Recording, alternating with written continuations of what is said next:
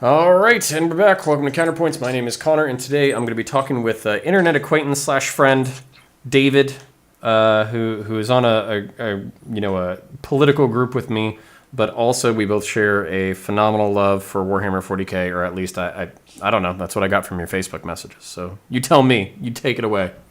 I absolutely love Warhammer 40k. I can't get enough of it. Why? Man, other than the it's the story, the lore, the models, the hobby. Like I love building.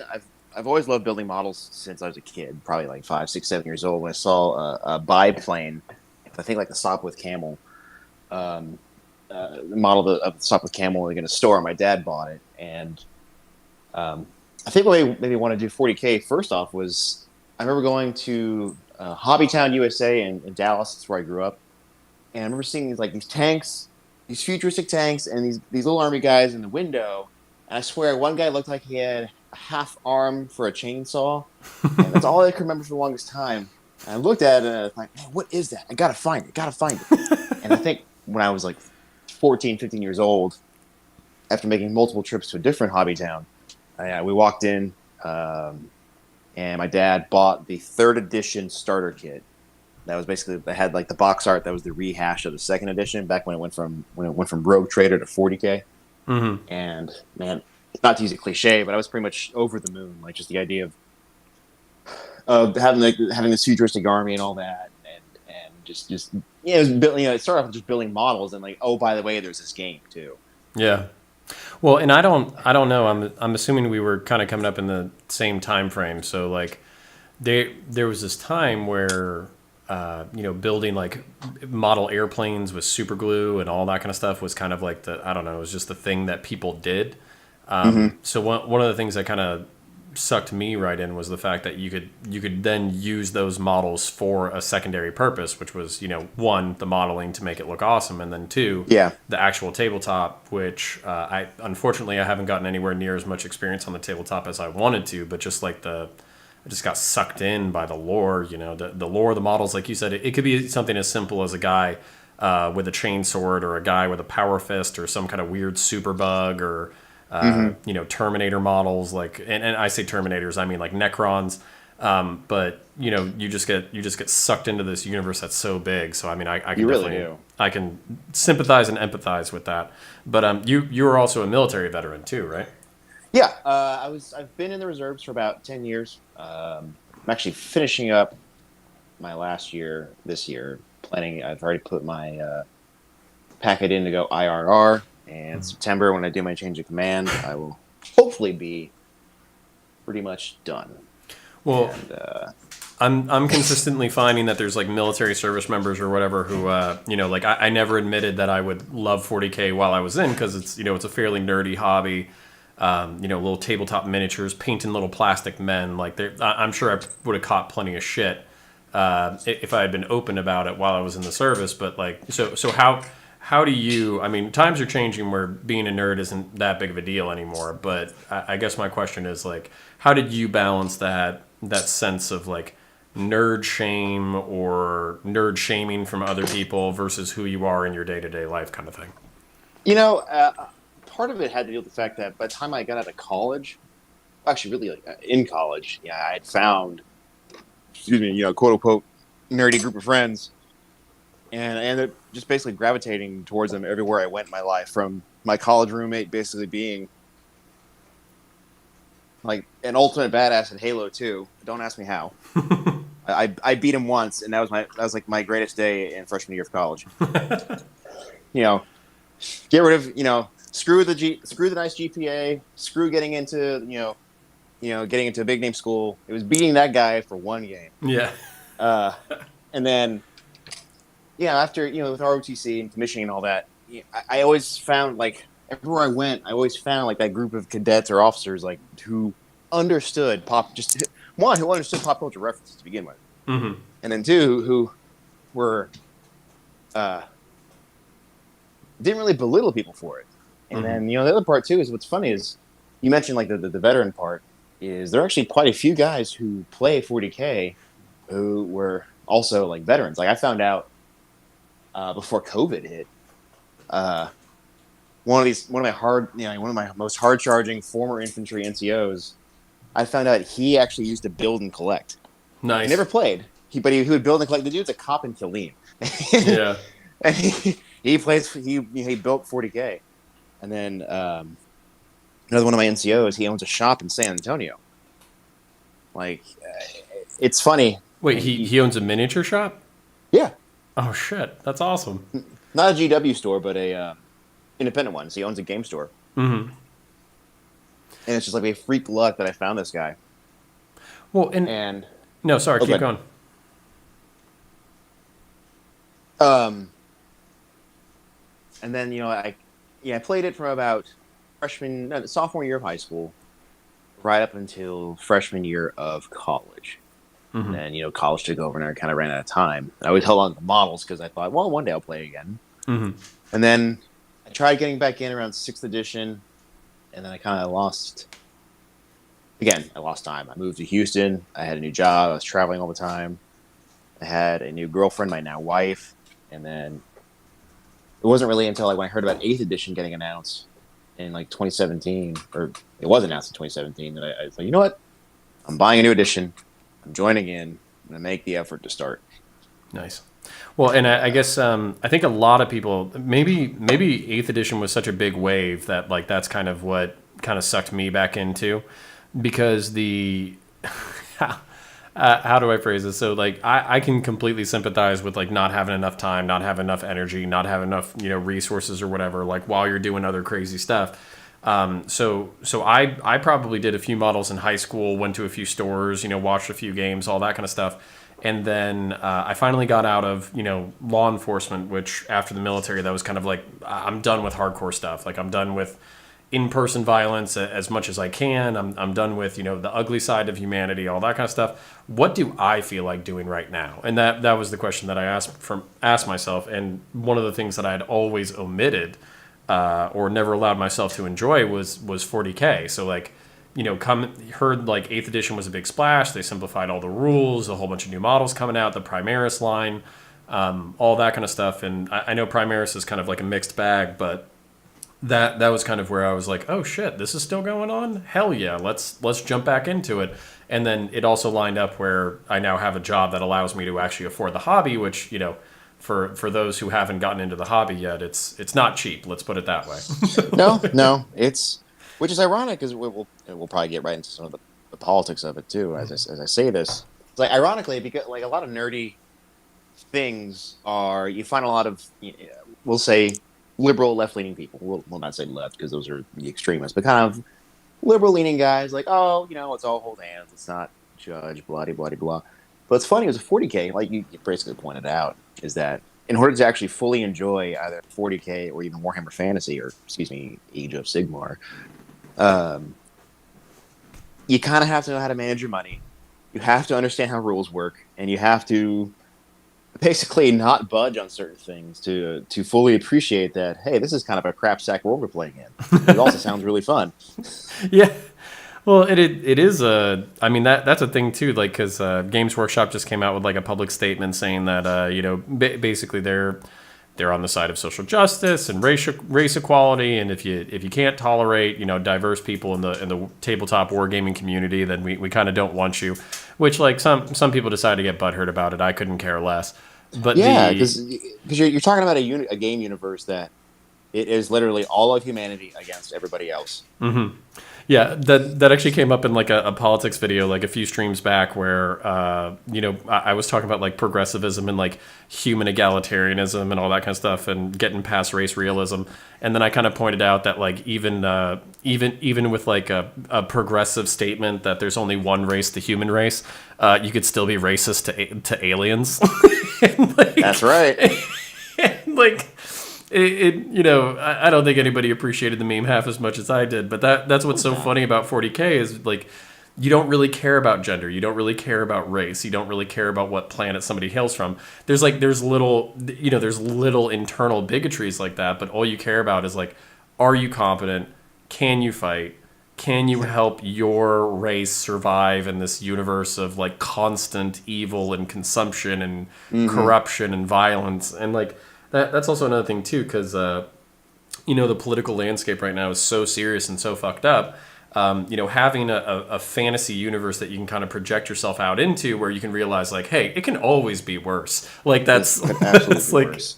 that's like a decent mental escape God, yeah. from 40K is like, you know, you Yeah, and that like could be yeah, getting and eaten by Tyranids. yeah, and I I don't remember anybody pitching a fit over Starship Troopers the movie, right? Like co-ed shower scene, you got men and women fighting side by side. I don't remember. Now, granted, when that movie came out, I was a kid, but yeah, I don't really recall anyone complaining like, "Oh my God, all of these men and women are fighting together. Women shouldn't be in the infantry." Like, I don't think they should, but um, it's a totally different topic. But at the same time, like, no one complained about it because within the context of the movie and within context of 140K, it makes sense. You need every able-bodied person. Every single human planet in the Imperium has a tithe of bodies or material. It's like they don't care. And that's the other part too. Is like it's most laissez. It's ironically the most quote unquote fascist and most laissez-faire Imperium ever known to man. Yeah, We don't care what you do. The god there's a god emperor. You give us our tithe. You go about your day. yeah, like a That's it. like a varied array of races and cultures and beliefs, but ultimately, as long as you believe and worship the God Emperor of mankind, and also while you send troops to fight in his wars, then we'll Mm-hmm. basically leave you your own autonomy, which is Yeah. which is also like, I don't know. I just did a video on like the Imperial Guard regiments and all that kind of stuff, and it's like there's no real, because human beings are getting killed left, right, and center all the time. There's Mm-hmm. no real focus or explanation for just like how children survive or reach adulthood in the universe. Like it's just kind of assumed that we have this like constant wave of new children, but like the underdeveloped part of the universe is definitely like sex and families and procreation and raising children and all that kind of stuff. There's like some fleshed out lore, but the fleshed out lore is always focused around like, yeah, we're raising you, but we're basically raising you to be a cannon fodder or an aspirant Mm-hmm. for the Space Marines, and that's like about Yeah. like that's all Yeah, you're kind of good like, for. or like with the Death Corps of Krieg, where it's like, I'm so sorry we did this, and then but they have like basically, they have accelerated gestation periods, and it's like it just shows you again, and that's the other thing too that everyone seems to gloss over, but then again they're glossing over it on purpose to push an agenda. Is that this is a universe of extremes? Again, yeah, this government seems fascistic. It has to be. There's no other choice. You waited for democracy to do every single solitary thing, there'd be no human race left. Well, and that's actually that's an interesting point too about the universe from like a political standpoint, because studying fascism recently, it's ethnic corporatism, imagining the body politic as like an extension of your race and therefore your family and therefore your language and therefore your culture, and fascism being like this not disorganized, but kind of like this overarching assessment of the health of the body politic, but then like it has this thing where like it necessarily excludes people of different races and anybody who might be different. So any aberration or sexual aberration or libertarianism or libertinism or hedonism Mm-hmm. can't be tolerated, and that's like, I don't know. You see that come across in the Imperium of Man, where they're like, even if the Eldar like wanted to temporarily align themselves, or even if like the Tau, like out of a alliance of convenience, Yeah. wanted to form a bond so they could both face either chaos or Tyranids or whatever. As soon as that like alliance of convenience is formed, is equally as soon as it is broken. Because the hatred of the other is not negotiable. You know, and I always Yeah, thought because thought that was yeah, interesting. and you're not wrong because it's talking about species on species violence. Like the greater threat amongst everybody is chaos. You know, basically, like you said in the your Astartes videos, like devil worshippers, which is Yeah. pretty accurate. Um, I try to keep it simple for lay people, you know, well, it also makes sense because it's GW taking the traditional Christian description of evil and basically spreading it amongst four different gods. They've taken like seven deadly sins spread amongst four gods, which are considered Zinj, but I guess lying or something. I don't know, but it's not wrong. But yeah, the greatest threat is this or the Tyranids. You know, that's like people threw a bitch fit over the Blood Angels and the Necrons aligning, aligning against the Tyranids, but that also makes sense. You've got this all-consuming, basically, force of nature that's consuming other aspects of nature. But you've got the Terminator. Basically, the Terminator robots. It's like, hey, no, no, no, we want to eat that. You yeah. go away. Yeah. No, and that's what I actually found interesting because obviously like Necrons are going to be a huge part of Ninth Edition. I was reading Eldar lore yesterday in order to try to brush up before I even bothered trying to make a video about it. And the thing that they talked about was that the Necrons actually like they kind of gave up their souls in order to become immortal. Yes. So their automation robbed them of their I guess I just have to say the same word again, soul. So they're actually obsessed with like re-bioengineering themselves. Like even though they're technically immortal and very difficult to kill, they're obsessed with becoming bipedal flesh bags again. Which a lot of people in like the modern era, they talk about like transhumanism or downloading human consciousness into like computers, and wouldn't it be nice to be immortal and you could have whatever you wanted in the digital landscape. And I think there's even a popular show on right now called like Uploaded or something like that. Yeah.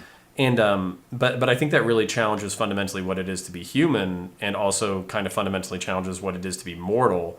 And I wonder sometimes if in that like race for immortality, if we're losing part of ourselves. And I think that's kind of like the cautionary morals of the lore of the Necron is, seeking immortality will cost. Yeah, and that's basically just the what GW Games Workshop, for people who don't know, is really good at is reappropriating aspects of certain fiction, right? And so basically the thing with the Necrons is, I want to say basically it's like the story of Faust. Mm-hmm. Basically giving up your soul for something, and not knowing dealing, making a deal with the devil, thinking you're gonna get out ahead, and then you don't. Like it's the Faustian story, and then he ends up losing his soul. Just kind of like with another good example is Star Wars. Mm-hmm. What makes Anakin fall is the love of his wife and this vision he has of him losing his wife, so he makes a deal with the devil to save his wife. Which, I don't know, did they sell that for you? Because like for me, like Star Wars, like especially the creation of Darth Vader kind of fell flat for me. It did. And then I guess to just kind of follow up, because it is related, it's like so I believe. How do I phrase this? What's Anakin's motivation once Padme's dead? Loathing and anger, really. Like at that point, he's been so convinced. Because remember when he has this. All right, let me back up. The first answer to answer your first question. Yes, they sold it. I do wish. I remember saying this even in the theater when I was like 15 years old. Was I get it. I just wish they'd spend a little more time between his temptation and his fall. Those are my thoughts. And I'm fine with it. Like it's one of those things you sit in the movie and you think, okay, I get it. I kind of wish they did blah blah blah, but we'll move on. Yeah, maybe cut down the lightsaber duel by about 20 minutes, and we could have had some more time for you shut your mouth. Points. that duel is amazing. You be quiet. Oh shit. Well, listen. I just didn't want the They didn't need to jump onto the robots to fight over the lava pit. Okay, they could have had a more. All right. I'll give you that. There's about 10 minutes in there that they could have chopped out and still had an incredible fight. But what's funny is that entire fight. I think they even did it on the episode 3 special features. That entire fight is actually like a minute and a half. Yeah, or something to that effect. Like all that work for basically a minute and a half. And they go through all the layers of training and blood and CGI and blah blah. Anyway, but yeah, so yes, they sold it to me. Um, and like I said, I wish they just had maybe done a little more development in that movie or maybe the movie before to better show the temptation in the fall. I mean, we got it in the Clone War, Attack of the Clones with him slaughtering an entire camp. So that's a good step. I wish they'd done a little more in the maybe like one more thing in episode 3. Well, since this is since we kind of picked 40K as a subject, but we're not necessarily like slave to that. Let me No, let me yeah. let me ask this question. You have to live in a universe in which either Star Wars or 40K don't exist. Which one are you picking? At this point, I would say Star Wars. Wait, the one that you would live without? Correct. Okay. Because of Kathleen Carrandy, of Rianne Johnson and Jar Jar Abrams. Yo, Those okay. 3 assholes. Listen, so like I wanted to keep it on 40K, so we had like a single subject, but I think We we will. just have. We'll go back. Don't worry. Okay, I was about to say I think we need a tangent. Okay, Last Jedi was bad, and it was about a half hour too long. Yep. And if they had ended it in the throne room with the temptation of Rey, like where she or like Snoke is killed, they fought their battle. There's problems with the throne room fight scene, but we'll leave that alone. Sure. But there's this interesting, will she or won't she choose the Alliance or choose or choose the Rebels or choose the First Order, and she like that to me would have been like an interesting and satisfying cliffhanger. Yes, absolutely. But then like the last 40 minutes were just like the schlockiest, shittiest Saturday morning cartoon anime shit I've ever seen in a big budget film. Yes, they were. Okay. And you will find you are preaching to the choir when it comes to Star Wars. all right, because I'm not the biggest Star Wars fan in the world to begin with, but that was like, guys, Jesus Christ, are we even trying at this point? Like, what are we doing? And I think Rian Johnson was trying. No, yeah, he was trying to subvert your expectations and ruin things, and that you can subvert expectations, but it's got to be done right, and subversion can only go so far. Right. Yeah, you can't flip something on its head just for the sake of flipping it on its head. There has to be a point to that. And I think that was the other frustrating thing, too, is you have this whole thing where, like, Luke goes and does his own thing, and, he's not interested in training the next generation of Jedi, and, he's kind of fallen, and he's not interested anymore, and he just thinks the universe is what it is, and he has all these, like, what if you even called it training, his whole training montage was basically, like, the Force exists outside of the dynamic of the Jedi and the Sith. And that's a cool point. And then basically saying like, hey, no matter how hard you fight, the Force is always going to seek balance.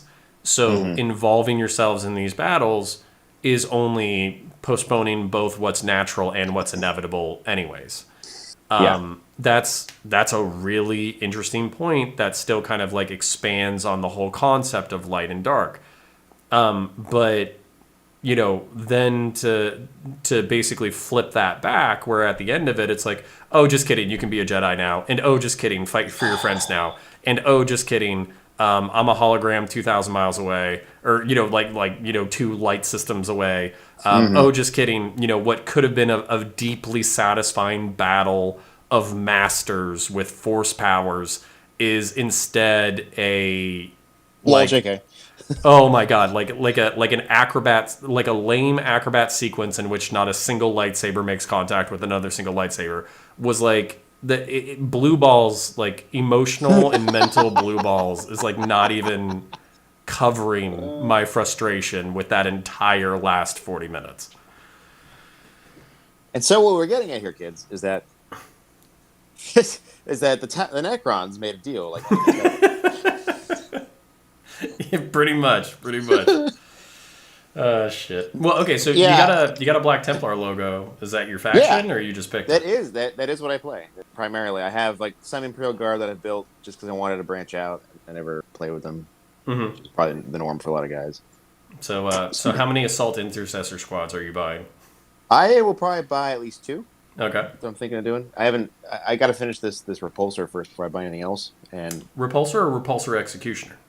executioner. Nice. I Fuck yeah. Yeah, because you know what? I figured out. I don't do math hammer, Mm-hmm. but I figured out that you know what? This is a shots and wounds game. I might as well buy something that's got a bunch of shots to help me out here. Mm-hmm.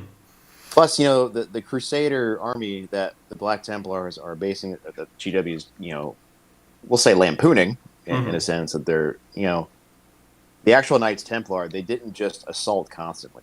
They built castles. They understood how sieges work. They used long range warfare when they needed to. Otherwise, you would be, dead. Mm-hmm. And so, my philosophy now is I'm not going to play fluff. I'm probably going to play somewhat historically, and that is, you know what? These guys would have had tanks. These guys would have used guns to get them to a point, and then close in for the kill using their physical advantage. Yeah. So, yeah. Well, is it your natural? So is it your attachment to Christianity and Christian Crusader lore and all that kind of stuff that drove you to the Black Templars? Or does the Black Templars drive you in the opposite direction, where you study Crusader lore because you found this badass faction? So here's what actually started it. Mm-hmm. That's who was on the box. Mm. No shit, because I'm 15 years old. Like I'm trying to find a way to paint these things. I don't know what I'm doing. Like, oh, these guys are in the box. I'll just paint them like this. Mm-hmm.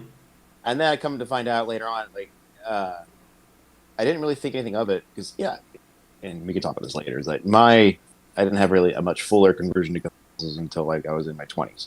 Mm-hmm. But that is in fact why I play them now. So Nice. I do love the Deus Vult theme going on. I love the fact that they. It sounds corny when I say it out loud, but the fact that they are true believers in the Emperor's mission of expanding humanity, and they pray, and they have a zeal about them, and that's part of why I stuck around instead of trying again. Plus, trying repainting the whole thing's a pain in the ass. Yeah. Well, so I don't know. I guess that's that the same reason why you pick them, because they have zeal and true belief and all that kind of stuff, is actually the reason why I kind of pick the guys that I pick, because I kind of picked Ultramarines as like a successor chapter to the Ultramarines. Okay, as I say. Yeah, because Ultramarines are kind of lame. But the teenage me, of course, loved Blood Angels, just like angry emo people. Of course. But point being that like the Ultramarines they're supposed to be like smarter and slower and more calculating, and they think about what they're doing, and they take a combined arms approach and all that kind of stuff. In that way, they're supposed to be like a very practical chapter, but same way with the how do I phrase it, the Raven Guard. But I'm not as familiar with the Raven Guard, and like if the Blood Angels are like angry emo, then like Raven Guard are just like emo sad and like emo. like sad emo, and like I just can't get behind it when like your actual Primarch is quoting Edgar Allan Poe before he goes like into the war Because he's a raven. That's it. It's even his name. His name is Raven in Latin. Corvus Corvix.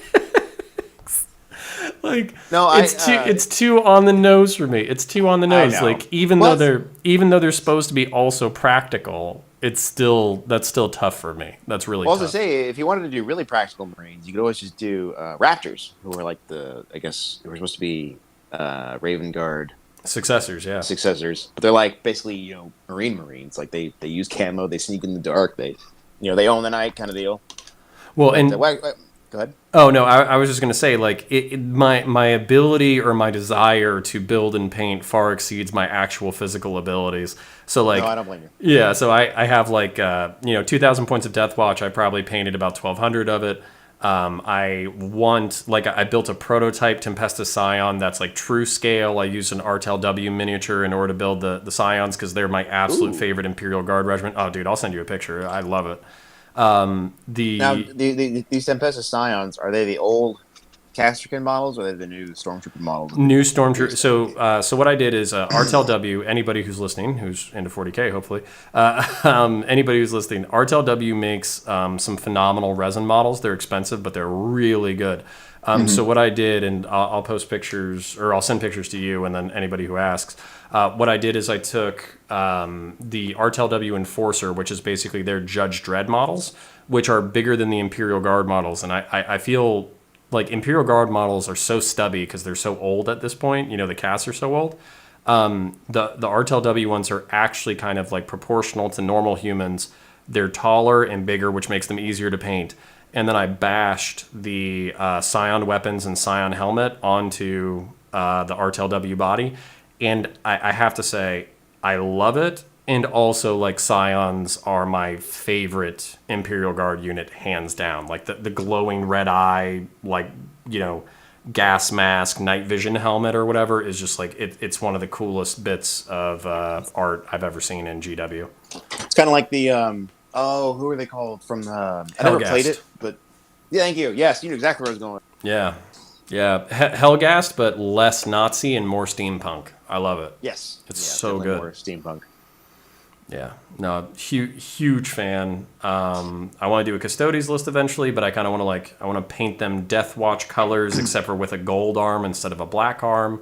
I want to do, and like all of these are like 2,000 points lists that I've already built in my head. But finally to get to the point, one of the ones that I wanted to do too was a Raptors chapter where all the Marines are painted in like pragmatic colors, so like OD green, maybe with like some camo mixed in, but then also paint all of the flyers, because I love flyers, like sky gray. So it's literally like if the military exists, if our military was given gene seed and sent to the stars, what would we paint our chapter in?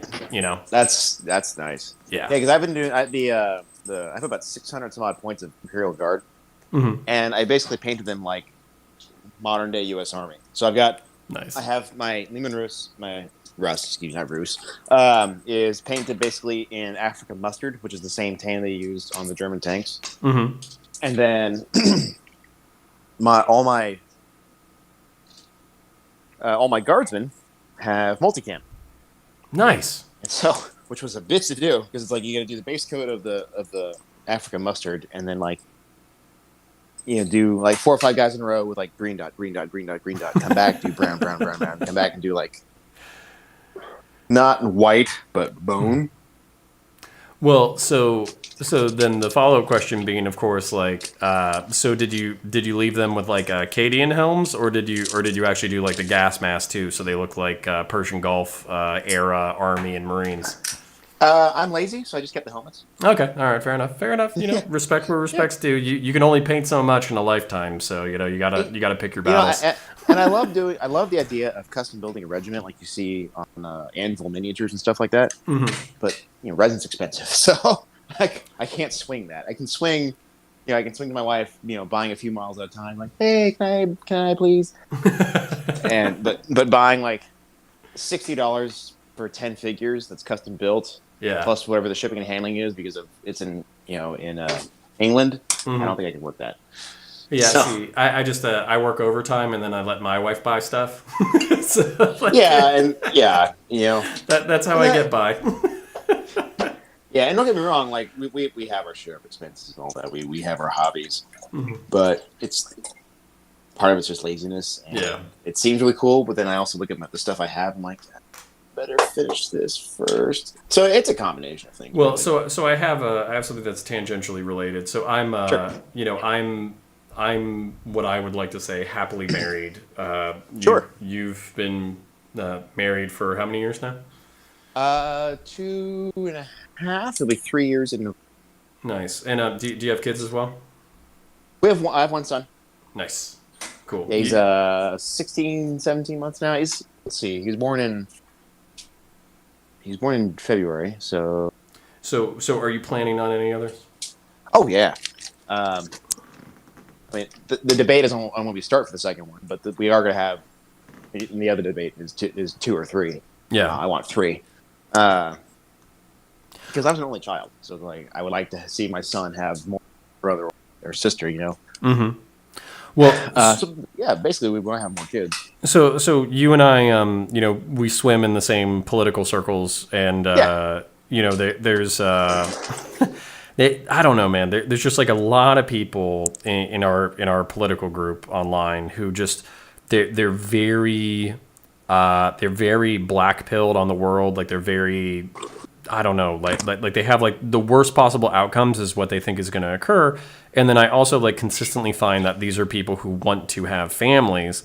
But when I talk to them about like, just like, hey, maybe chill the fuck out, maybe like, drop some of this like Nazi shit or race realist shit or JQ shit, like maybe try to slow it down a little bit and try to be a normal people and try to meet a nice girl and see if that chills you out a little bit. There's always like this like super negative pushback where they think that to compromise their principles for a woman is to fail as a man, no, but then they are also constantly swimming the toilet of like depression and anxiety because they're not able to build the family that they want. And I kind of find that like a really cruel irony of their perspective is that they're just like so negative and so pessimistic about the world, the way the world is going, and I think that kind of makes them like toxic and not attractive, which then fulfills the prophecy. And that's kind of where I don't know, me trying to like white pill them or purple pill them with the the centrist pill. It's not working. So like I don't know how you perceive that stuff and how you perceive compromise and relationships and trying to build a family with the way that you perceive the world. So again, it's pretty obvious. I made it known on some of the mutual stuff. Is I'm Catholic, and one aspect of Catholic doctrine is complementarianism, which is men and women are meant to go together. They have complementary traits, and while the man is the head of the family, and I'm going to throw in the namesake of our mutual Facebook group here, Dr. Jordan Peterson, like you can be a tyrant. By natural law and by God's law, you are correct in that, right in that. The tyrant also doesn't live very long. So, if you want to have a family, you have to be willing to, not, I don't want to say compromise, because the truth is, the one aspect that loves of me is the fact that I'm so black and white. I stand my ground. I state what I believe, and I don't budge without reason. And on some of the other stuff that guys may be getting black pilled on, the only way you're going to change that is by having kids, is by having families. You want to solve some of these issues, have a kid. You want to see these things change, have children. There's no way of securing a future without producing that future. You can't do it. Doesn't make sense. And I agree with you. I feel bad for these guys because they're so wrapped up in the online world that they are going to push any other spouse away. Not the spouse, because I'll assume both men and women are black pilled.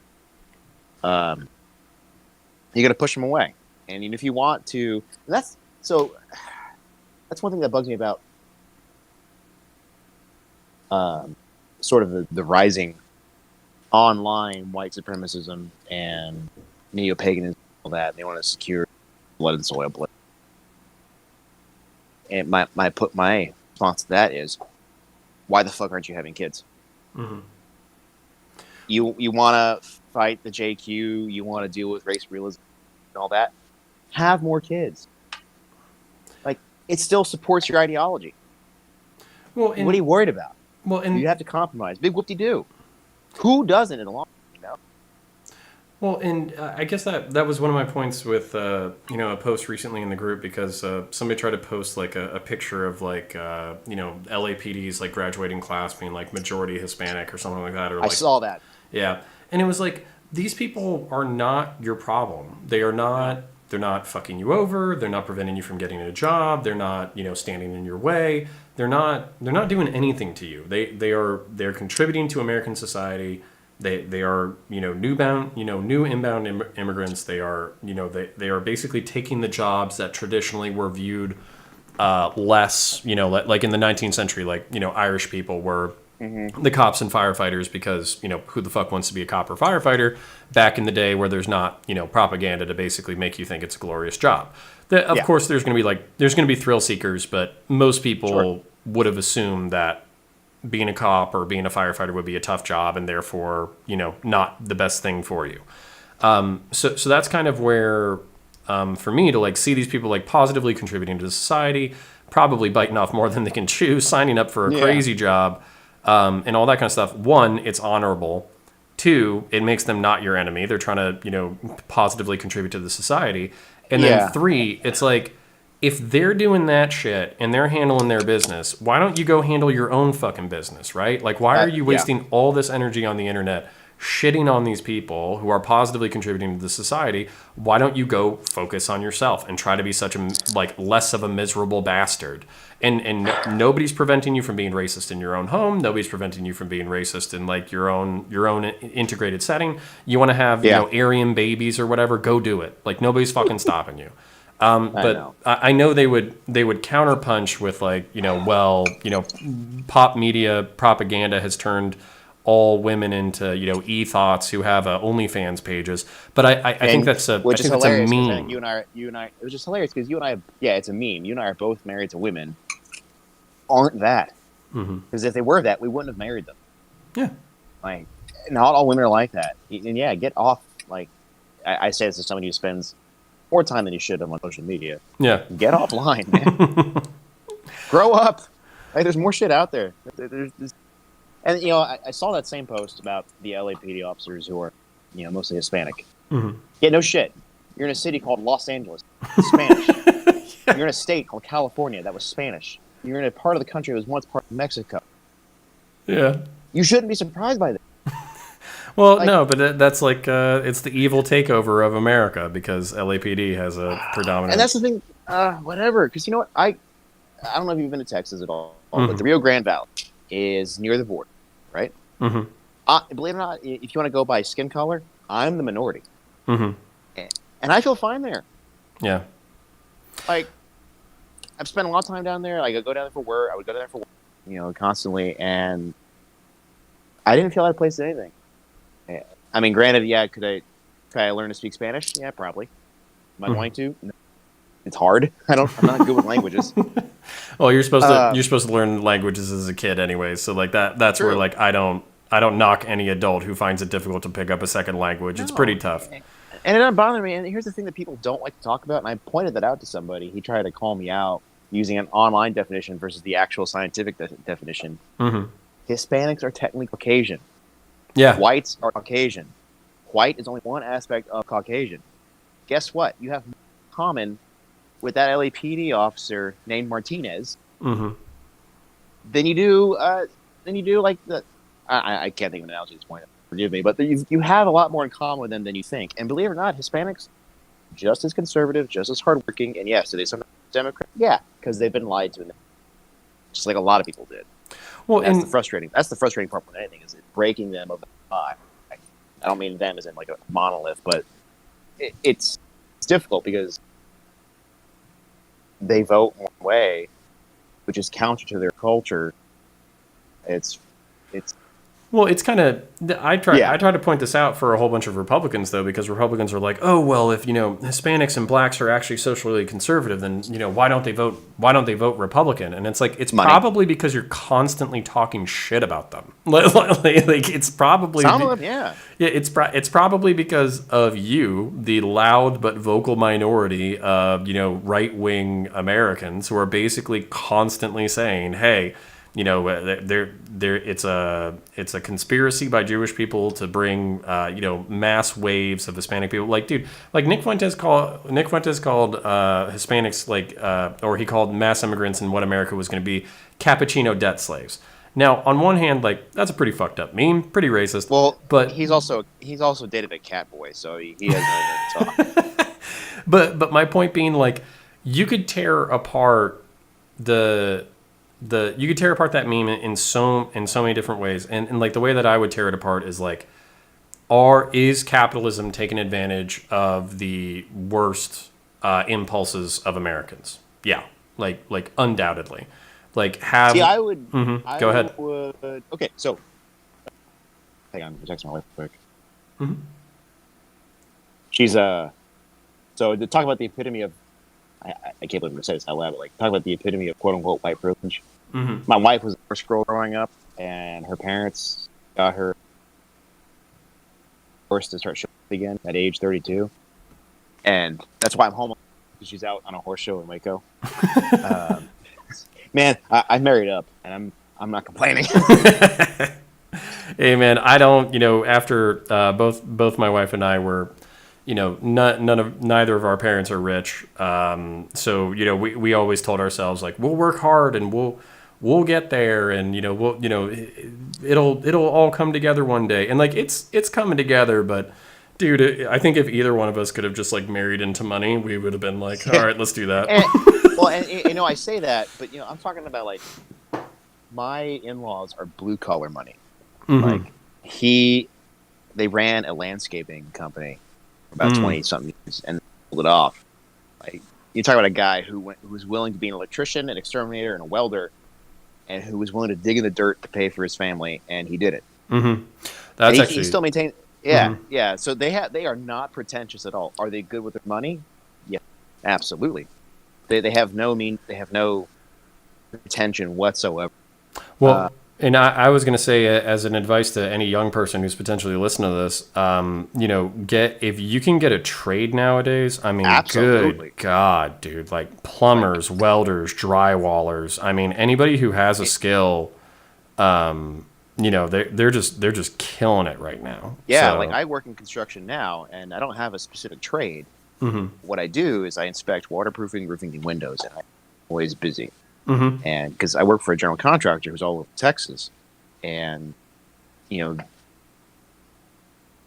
way my job works is that it's months of a flurry of activity followed by weeks of breaks in between. But I have sounds like I'm bragging, saying this to prove your point. Is my salary has consistently grown from the time I joined this company to now, and I'm so thankful. Like, yeah, sweat, blood, and tears, and willing to dig in the dirt will pay off. It absolutely will. Plus, unlike other kind of white-collar jobs, sometimes, like, when you're doing that, you do what I do. When your day is done, your day is done. Like, no one's bugging you on your phone. Hey, where's that report? I asked for it 5 hours ago, blah, blah, blah. And absolutely, I agree. The trades, we got sold a bad bill when it comes to trades. Like, people telling us that, good, you have a college degree, and yet those welders come out as like debt and something that's always useful. Well, and it takes a certain kind of person to do. Like, I'm not trying to, I'm not trying to say like that's going to fit everybody. I'm just saying, like, if you have that inclination, if you have that inside you, if you would rather work with your hands instead of being in an office, if you would rather deal with things than people. Like if you have even the remotest impulse, I work kind of in like construction administration as well, and that's where it's like on one hand, like I'm a nerd, I like nerdy things. I am a person who is probably better off in the office than using my hands, but then I wonder about it sometimes, man, because those guys are getting out there, they're getting a little bit of exercise in. They're working with their hands. They probably sweat a little bit, but man, dude, because there's so few of them, and because they're doing something that's important to the daily lives of people. They're just doing well, and it's hard. It's hard not to admire it. It is, and the scary part too is that now this statement's probably about 5 years old, but I'll say about 4 years. So we'll say in about 2016. We finally recovered back to 2008 levels of skilled trades. Yeah. That's how long it took to basically recover from the recession, right? And and plus there's been a consistent shortage in skilled trades over the last 10 years. Yeah. And really, like, with your hands. Plus, even if you don't take it as a job, do it at home. there's a certain satisfaction of being able to and saying, "Look, I did that." Uh-oh. That was actually one of my points in my interview. Like, I want to be able to look at a building and say I had a part of that. Yeah. So, Well, we're on the TradCon arc now. I had my lefty arc for a long time on my YouTube channel because I'm a centrist, but now I'm telling people to work with their hands and to have babies. So I'm basically Hitler at this point. Yes, I am really Hitler. No, so to go back to your original question, like how to get people from being black pilled. Like, one, go outside, talk to people. Two, realistically, most blacks, most Hispanics, most Arabs, most Muslims, whatever everyone's terrified of this week, they believe the same thing you do, more or less. Family, hard work. Well, I'll throw love of country in there as an old timey thing, but most people in America actually like where they live. Most part, they like they're not that upset. What you're seeing nowadays is a very vocal, very violent minority, and like only going to see as much as anyone wants to show you through that camera frame. Well, and so how do you feel about the Chaz Chop meme? Like this four blocks of autonomous zone in Seattle that a bunch of anarcho communists have taken over. Because I mean, like, to me it's funny because it's like I don't see this as like although I was literally talking with somebody earlier today who was like, oh, well, this is just indicative of like the broader, takeover of society by liberals and leftists. And I'm like, this just shows you that they can't maintain a farm. Yeah. For like they can't grow food or be taken seriously in this very limited, narrow experiment. And if this is like I think I saw like a board that was hung up there in the city where it's like the whole world is watching. It's like you're goddamn right, the entire world is watching. And on top of that, we're kind of like we're kind of pointing our fingers a little bit because like this is such a meme, like instantaneously. So basically, to quote a certain failed stand-up comedian, they get what they fucking deserve. Like, honestly, they get what they deserve. Yeah. Like that dude, like, I don't know if Raz Simone was lying or not, but if those paramedics really had to wait that long, I don't think they refused. I think they had to wait to be given the all clear. You want to break, you can't quote unquote break away from America and then expect the same service as an American. You just declare yourself in a new country. Well, I think that was part of the argument, or like part of the name change from Chaz to Chop, because Chaz insinuates that they're actually autonomous and that they don't need exterior assistance.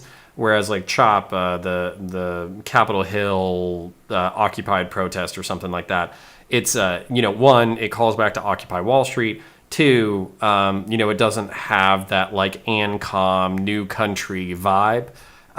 So that way, like, they can avoid the hypocrisy of simultaneously rejecting law enforcement and first responder services and then getting angry when law enforcement and first responder services are needed, but can't get through in a safe and timely manner.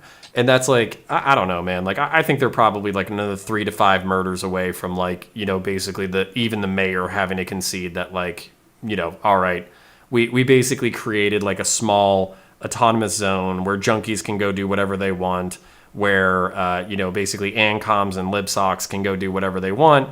And as much as there might be like artsy, fartsy, hippie stuff during the day, during the nighttime, there's some wild shit going on. So like that's... Which is hilarious.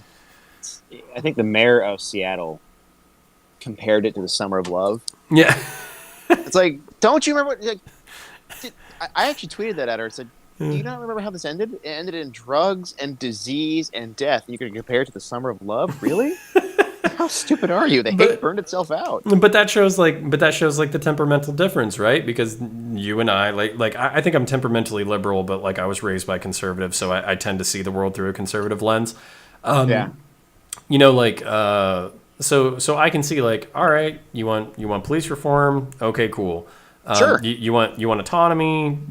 all right, I guess that's cool. No. You guys can try to figure it out on your own. But then I also see like, all right, so you don't have police enforcing these laws that you think are bullshit. People start abusing the bullshit laws. Things start going south. Now what? And that's kind of like, what was it like during they had like a celebration night because it was like the night that everybody got out of like high school graduation and college graduation, like even if they were graduating online. And what Oh, started happening? they have schools there. Well, I mean, I think everybody's online right now, but Yeah. but in general, like as a part of the celebration, people started randomly shooting into the air, and I Oh, was like, okay, I know what's that's coming next. yeah, what's coming next? And then exactly what you thought was coming next came next, where a fist fight turned into a gunfight, and then one person ended up critically wounded and one person ended up dead, and that was the whole like Raz Simone meme was the kid Uh, who died basically took like a half hour to get to the hospital. So that's kind of where like you can kind of fuck around, but there's going to be consequences. And that's kind of the other thing too, like where I don't know, I have like a lot of conservative friends they're all like very worried about what's going on, and I'm like, listen, you guys need to let these people do what they're doing because they're gonna prove why we don't do this pretty quickly. So like even like Atlanta PD having the sick out, lots of cops thinking about retiring, lots of cops thinking about not getting on the job. These are all going to have consequences in these societies that are, or like in these like subcultures that are saying that they can handle it on their own, and it's not going to be what you think it is. no, it's really not. And my initial reaction to this was, you know, send in the Army Ranger, send in SF, like first group. Those guys are over at SeaTac, Mm-hmm. or not SeaTac, but Fort Lewis. Like send the whole battalion in, crush them. And then I think I heard it was Garrett Nerdrotic, the YouTube channel I listen to sometimes, Mm-hmm. and I mean, it was crap too. And he said, you know what, just let them burn themselves out, let them learn their art. It's basically what you're really seeing right now is the prodigal son playing out in real life, Mm-hmm. and Dark Knight Rises. You're seeing these two things playing out in real life, whereas versus as opposed to the Dark Knight Rises, where you've got Bane threatening to blow up a city for a communist revolution, basically. What you're seeing is the prodigal son is that, you're seeing that, maybe this life isn't that great. Mm-hmm. And what I would like to assume Trump is doing is basically letting the kids realize life is kind of crappy without mom and dad's help. I'm gonna come home now, and I think that really is the best way to do it. Is let everyone point and laugh, let them get sick, then realize what they're doing is stupid, and I'm sorry. Can we come home now? Well, and And I think that's they should. and Go that's ahead. why I would resist all like attempts like unless it was truly like basically Violent. like yeah, if Chaz or Chop or whatever was like expanding and seizing territory and shooting cops with AR-15s, like then at that point I'm pretty much down with whatever you need to do in order to get it stomped out.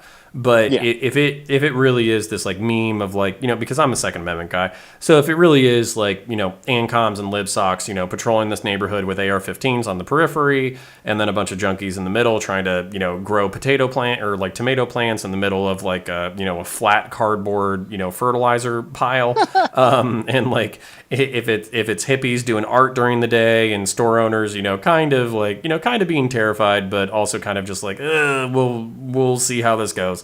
Like if it's all them, like that's the other thing too. Like Seattle to me might as well be communist China. Like to me that might as well be like a different country.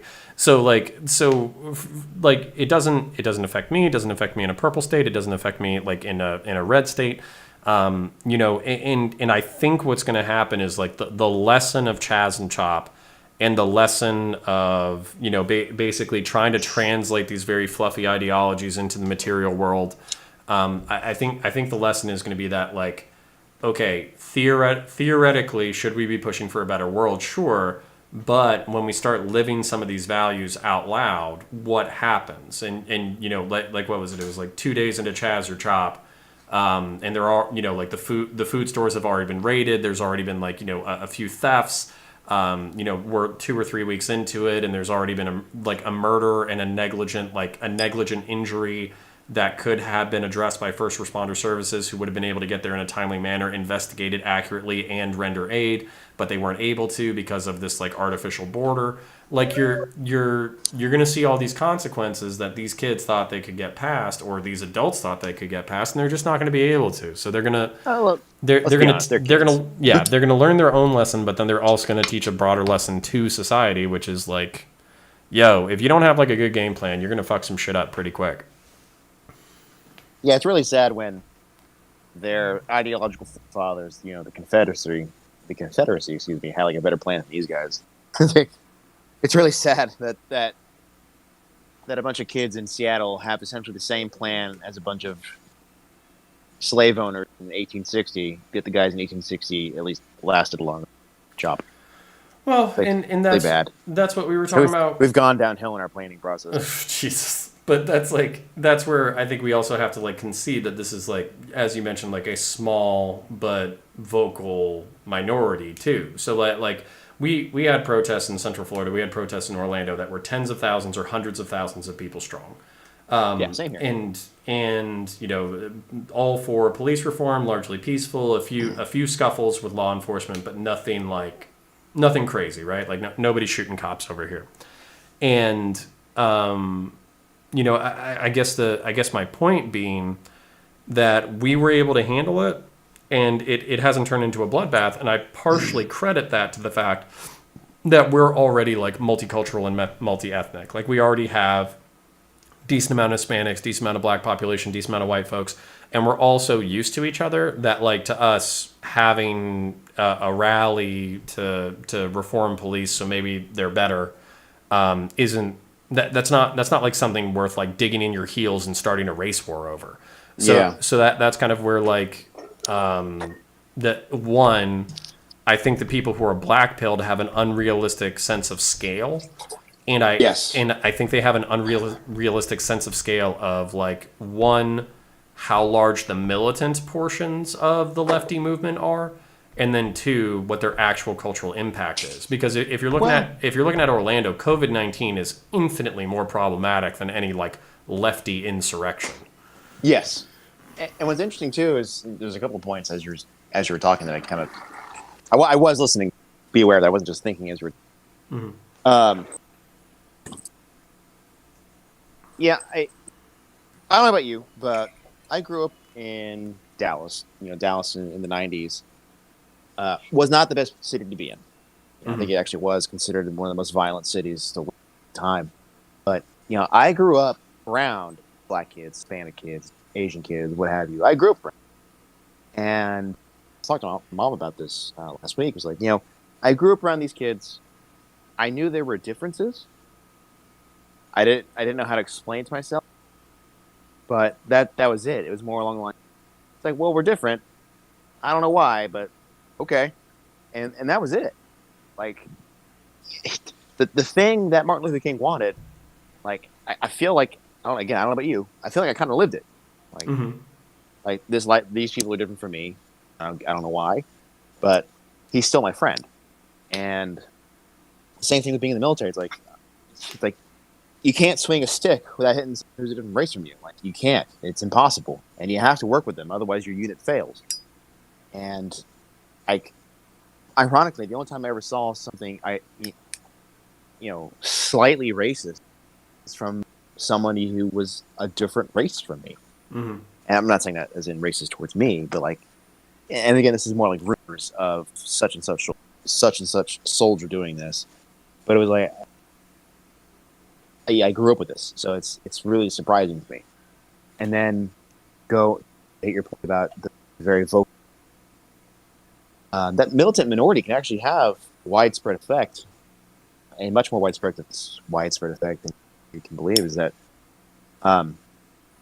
because a lot of times, more often than not, especially in today's news cycle, the first narrative always sticks. Mm-hmm. No matter how hard you try to fight it, first narrative always sticks. You know, George Floyd, you know, what happened to him was horrible. Absolutely. The first narrative, him just being on the car and then being on the ground, stuck. And you can be Ben Shapiro and bringing up, you know, his background all you want. Doesn't matter. Yeah. Stick. The same thing with forgot his last name, but Arbery in Georgia. First narrative always sticks. Guys out for jog, gets shot, gets hunted down, shot by two redneck dudes, which I actually believe to an extent. I don't know the full details, but that was that visual of two dudes driving up a truck and then shooting him. That's really weird. And then the narrative of the guy in Atlanta, doesn't matter, even if he was resisting arrest and he had stolen the cop's tape after beating his head in the ground, the narrative of him being unarmed stuck. No matter what you do, the first narrative sticks. So a very vocal story has a more spread effect than you think. And because a lot of times revolutions are really, they're able to gin up enough. You're seeing now, you're gin up enough fervor to get to work. But I think within the U.S., because we have so many rights and we have a right to legally and naturally, you have a right to rebel. It's fair. In fact, we have tiny rebellions where ballot box are actually. Well, I don't. Go ahead. Oh no, I was just gonna say I probably have like 10 micro points on this, but the two that I want to pull away is, I would say like the rebellion. So that's actually how I see my role in YouTube, because I've lived a lot of these lives. Like I've said, I'm raised by conservatives but temperamentally liberal. And how do I phrase this too? I was a bad kid when I was in high school. I had a similar experience to you where I was raised with a whole bunch of different kinds of people. In the military, I had a whole bunch of different kinds of people. And I can really see the, Ahmaud Arbery, George Floyd. I can see the parts where basically the shit's not working. We have stuff to fix. We need to fix it. But then at the same time, I feel like we can jump the shark very quickly. And that's where I'm trying to inject some nuance into the conversation and also have conversations with all different kinds of people, because there's things that we can do that will fix the system, and there's things that we can do that will absolutely accomplish nothing and be counterproductive and result in violence. And that's where these memes, I guess, the whole reason why I do what I do is because I'm literally just trying to slow people down, because the memes that you just talked about, the narratives that you just talked about, I feel like Ben Shapiro, he has an audience, he's playing to it. If you're talking about a leftist YouTuber like Fosh, he has an audience and he's playing to it. So whatever that narrative is that kind of gins up the reaction that you want, that's what you're going to give the people. And I think that's a great recipe for a successful career in punditry, but it's not a great recipe for a healthy and happy society. No. So that's kind of where I'm just trying to, whatever I can do in the smallest way possible, just inject some level of nuance, some level of centrism, some level of sanity into this conversation where, I don't know, man. I just feel like if the world was only filled with Ben Shapiro narratives and only filled with, Vosh narratives or Chop Chaz narratives, then we would already be killing the fuck out of each other, Yes, and I absolutely agree. And I think the fact, and that's actually, this is basically turning one long call of us agreeing with each other, which is fine. That happens. Just call me a slur, and that'll spice it up. I don't think Krakow really works though. No, that's actually part of why I started. You've seen it. My lifelong dream has been to be a writer. Mm-hmm. I always say I had to be a knuckle dragging construction and army guy to get there first. A lot of I say a lot, I've written pieces. 4 things I've written so far have been to introduce that, I don't want to say nuanced and centrist, but that sort of that middle ground. Mm-hmm. Because I write from more of a faith perspective than I do straight political. Mm-hmm.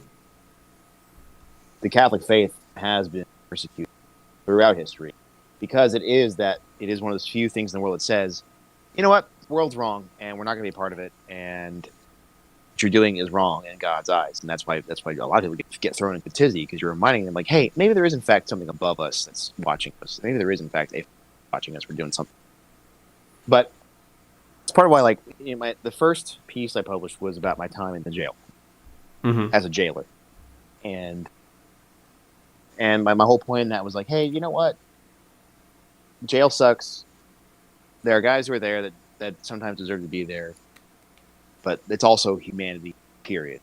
And then the next piece was like about I was comparing to what we were seeing probably about 2018, 2019 to the prelude and the actual fall of Jerusalem to Babylon, where you saw a corrupt kingdom getting somewhat, slowly overflowed, competing ideology. In the case of Jerusalem, it was the worship of Baal, God. In America, you're kind of seeing you're seeing like rise of the transgender division, the attempted division with race, and then again with the third piece was actually my review of Joker. Phenomenal movie. I think I posted it if you read it or not. Dude, I need to read that. Like, you need to send me that. Yeah, I can send you the links to all these if you want. I don't know I'd post them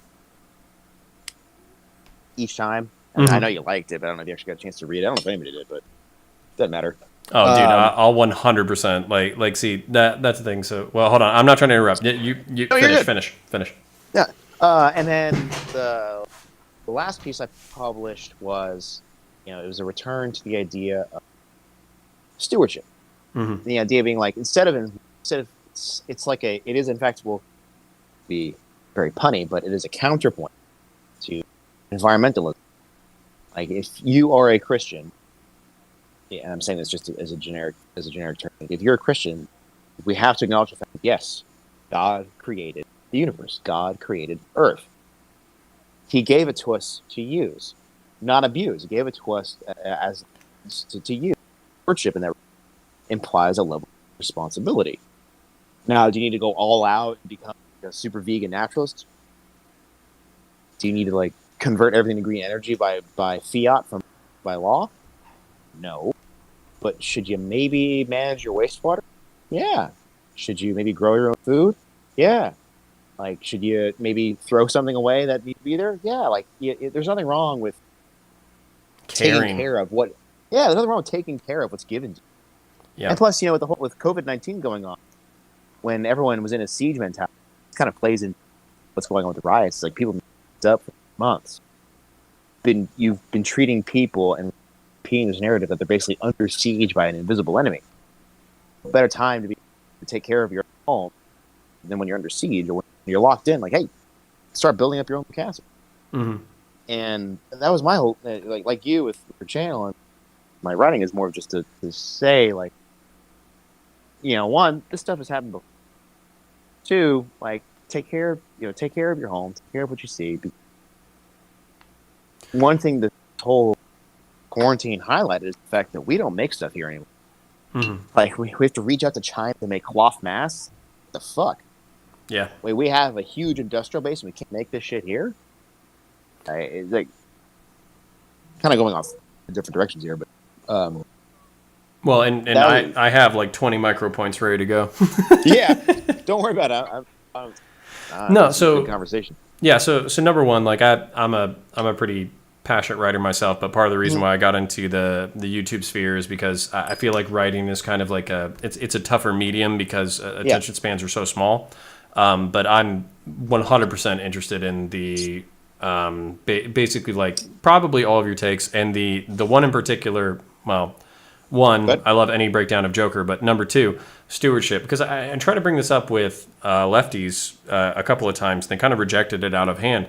But what I was saying is the Bible, and that'll bring me to my final point. But the Bible calls for human stewardship of the planet, which partially means some level of environmentalism. So can you eat fish? Can you eat cows? Can you compete with other predators? Should you build structures? Should you build cities? Are humans designed to thrive? The answer is yes. But at the same time, managing the land, managing animals, making it so other animals can survive and thrive on the planet, making sure we're not making the planet itself inhospitable to us, has been sold to us as the antithesis to conservatism. But if you combine conservatism with a sense of duty and stewardship, there's actually a really strong pitch for environmentalism. And if you wanted to pitch environmentalism to hardcore Republicans, that would be the narrative that you would need to go after. Absolutely, and I agree because that's again, stewards. Giving. Well, I think even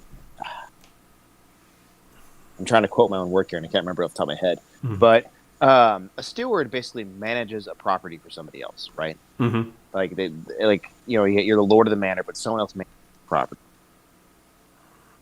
Well, Good. oh no, I was just gonna say I know it's almost 10 p.m. my time, so I don't know what time you got to jump off, but I probably do have to jump off relatively soon.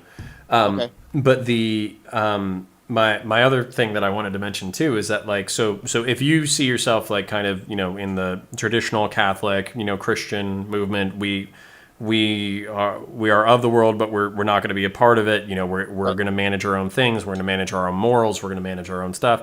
I actually I do see, because I think American society is based off of like Roman culture, Greek culture, Anglo culture, all that kind of stuff. Yes.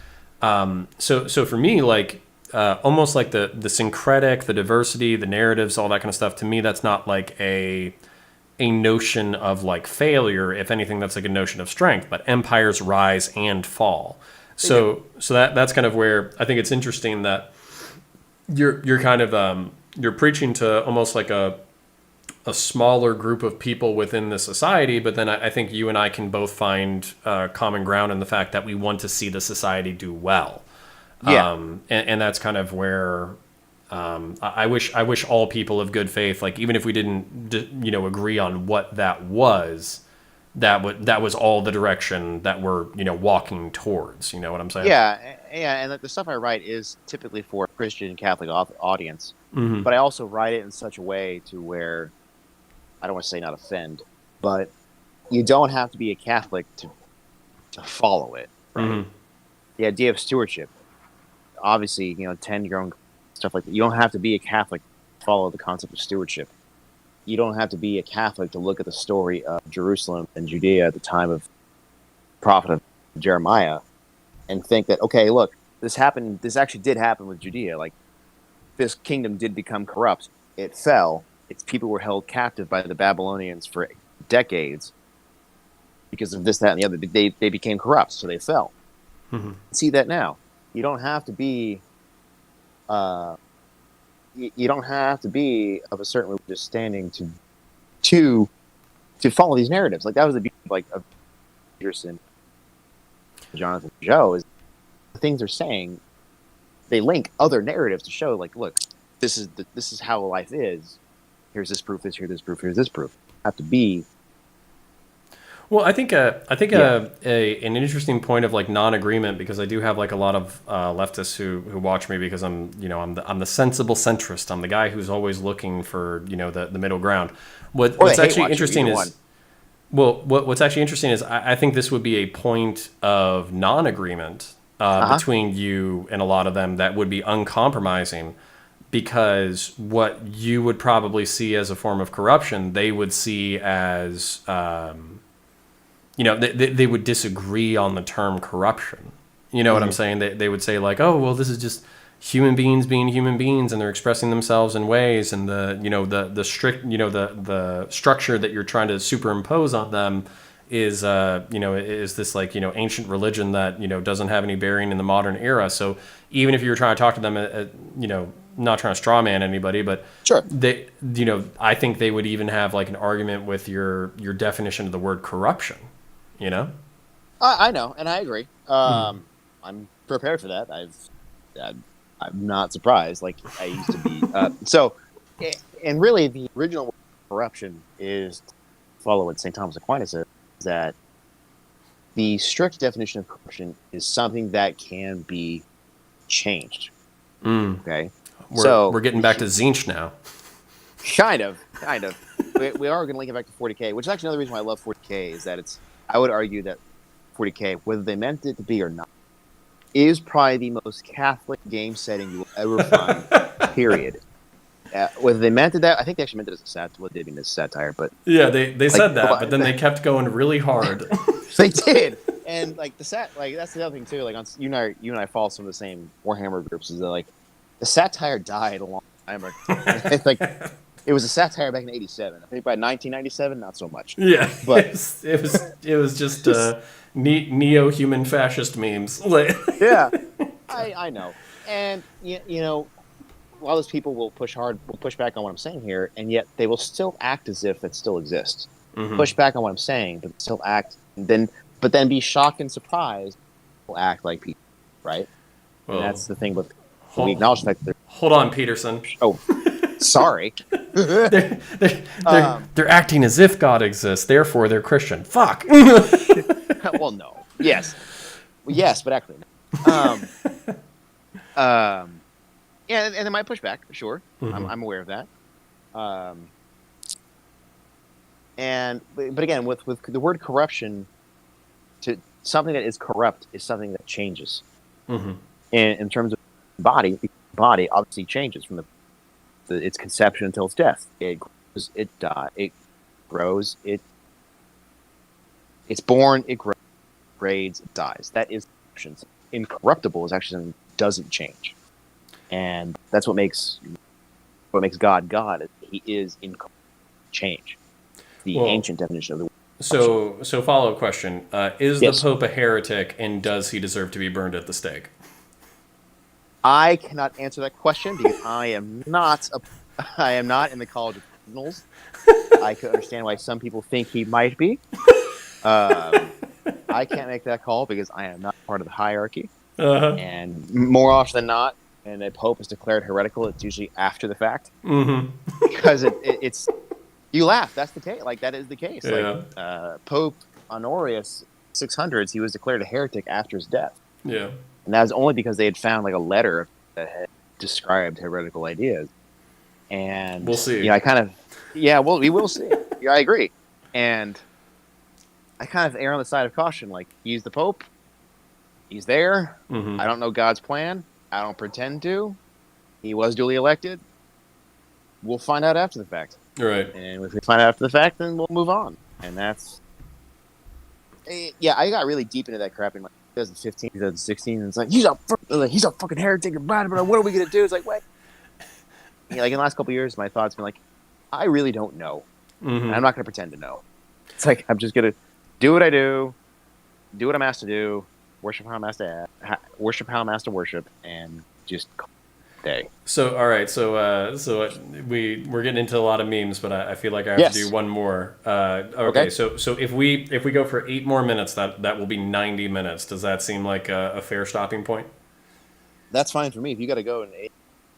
Yeah, the wife is trying to do nice things for my Father's Day, so I have to be respectful of her time as well. Yes. But the so okay, so all right, so we got the Pope. You're not going to say it, but the Pope's a heretic. I got it. Okay, so Nick Fuentes. Okay, when he hold up. I'm not going to like hit you with it, but I'm going to ask.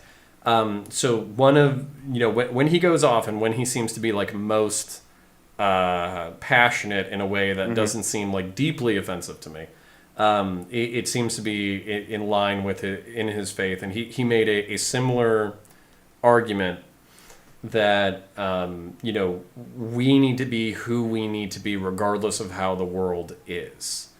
Yes. So I heard you echo a similar sentiment. And I respect it, even if I'm not a man of the faith myself.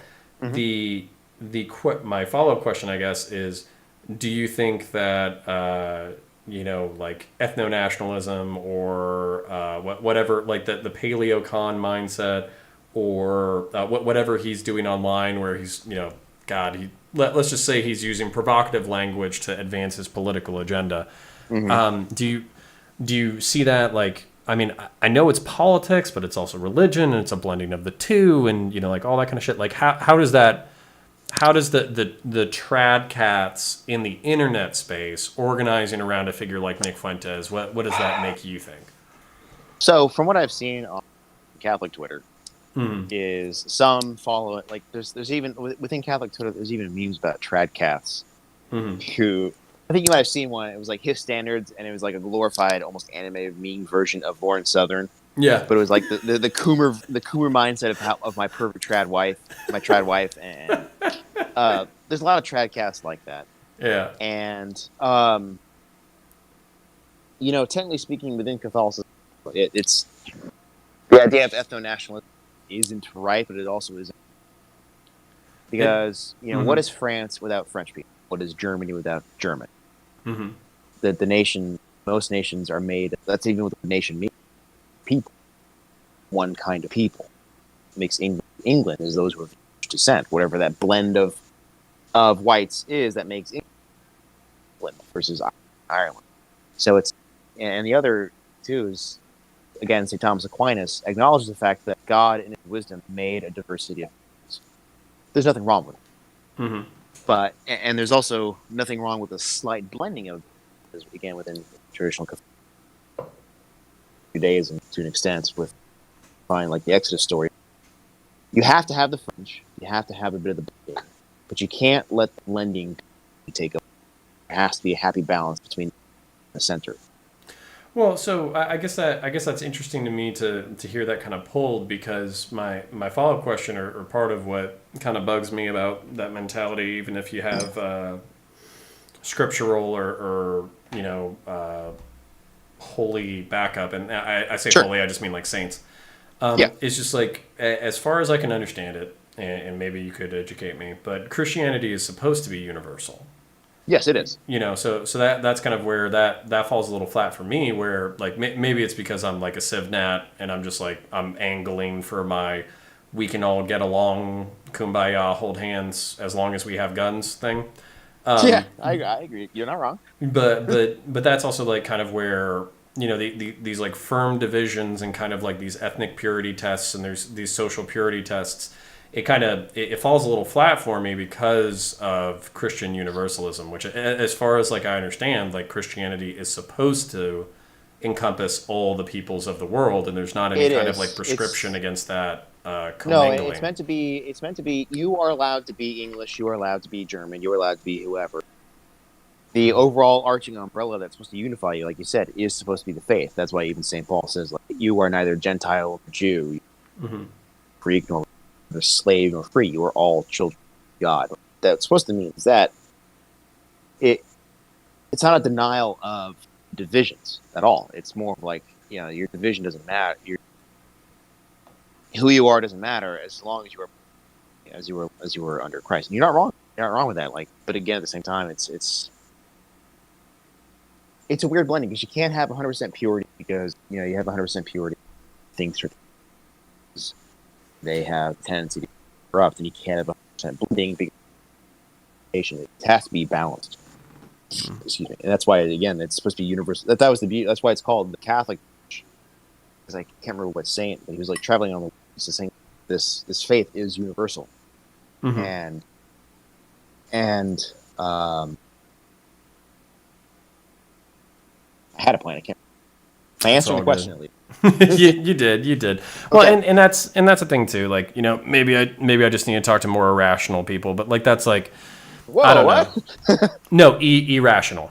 Oh, irrational. Like, whoa. Okay. No. Because I don't know, man. Like, I feel like there's this like very weird buffet. Like I mean, I guess I could technically be a buffet Christian myself, right?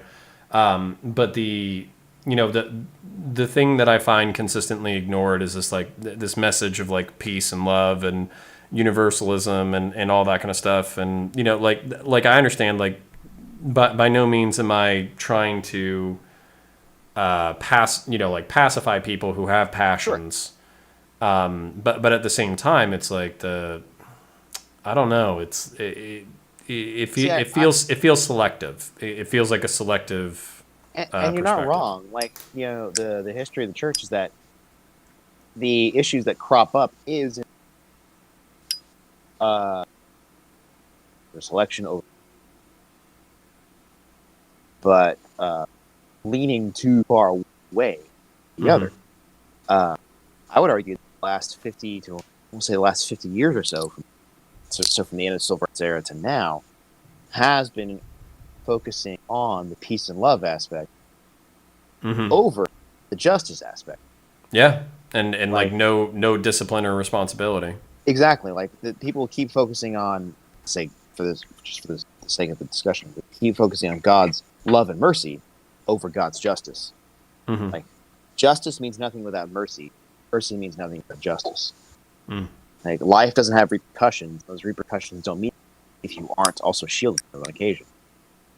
Like, yeah, and that's the thing. Like, there is a balance, and that is to go kind of Eastern on it. Like, there is a balance of things, and that's kind of what gets glossed over in scripture, in society. A lot of things is.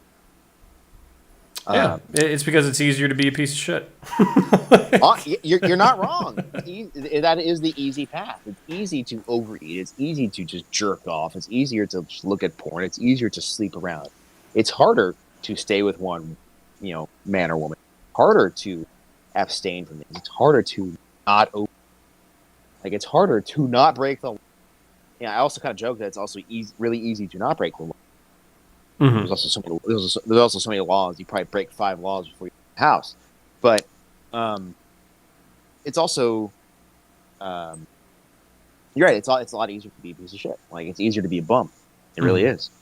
You just don't do anything. There's no effort required. But you will pay those consequences. Exactly, and that's the thing. You pay the consequences of easy living life. Yeah. Well, guys. I feel like we jumped, but I don't mind jumping at all. And also, like, because I do have like a more secularized, probably like Peterson, perspective on like religion or whatever. I wouldn't mind going over those, like, because I don't know. I don't want to say it's rare, but it's not as easy to find somebody who has, 1, strong faith, 2, follows it devoutly, 3, through that conversation and through that exploration of depth, they're not going to feel challenged, like I'm personally insulting them by challenging them. But I would be equally interested in talking about 40K in the future. I would also be interested in talking about, kind of like faith in a secularized world, and also how you're trying to figure out the balance when the world seems to be going in a completely different direction. Yeah, and I'm fine with that. Just before we go there, I do want to say, like, be aware of the fact that these positions of mine didn't. My fuller conversion only came in the last few years. Like, I had lived secular life, and these stances don't think that I'm just. I hope they don't think I'm pulling out of my ass. They do come from life that was, and while I won't say I'm ashamed of it, I learned from my life. Mm-hmm. So, no, I'm with you. I'm with you 100%. I think. I don't think you can convert until you understand what that means. Yeah. So I think there's a lot of people who are religious or whatever, and they've never stepped off the straight and narrow, or they're quite hypocritical in their path. Yeah, and I have found that a lot, oddly enough, in Twitter. I know it's probably more active there than I am on the Facebook because my family isn't on Twitter. I don't want them to see what I really think sometimes. Yeah. Well, all right, brother. Well, thanks, man. It was awesome. I'm gonna go hang out with the fam and all that kind of stuff. But I do appreciate the conversation, and we'll do it again. Cool. And I'll send you those links after we get off. Please do, and I'll send you a picture of my Tempesta Scion. Oh, nice. All right, man. You have a good night. All right, you too. Bye, bud. Bye.